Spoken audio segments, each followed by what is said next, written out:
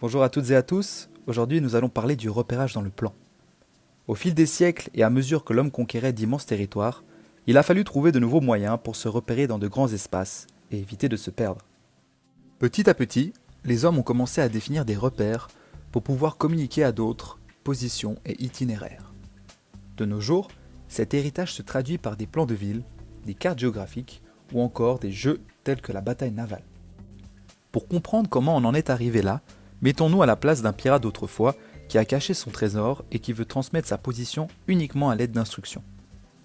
Sur l'image de gauche, le pirate pourra utiliser un point de repère, par exemple entre les deux maisons, pour dire où se trouve son trésor. Toutefois, s'il l'a caché ailleurs dans un endroit plus discret, comme à l'endroit indiqué par la flèche, les choses se compliquent car il n'y a plus de repère visible. L'image de droite propose une solution parmi d'autres à ce problème grâce à un système d'axes et permet de transmettre la position exacte d'un objet sans aucun malentendu possible. Un système d'axes permet de situer précisément des positions. Nous parlerons ici uniquement de repérage dans le plan, c'est-à-dire de repérage en 2 dimensions comme ta feuille de papier. Pour construire ce système de coordonnées, il faut tout d'abord tracer 2 axes et les nommer 1 et 2 ou X et Y comme le montre la couleur rouge.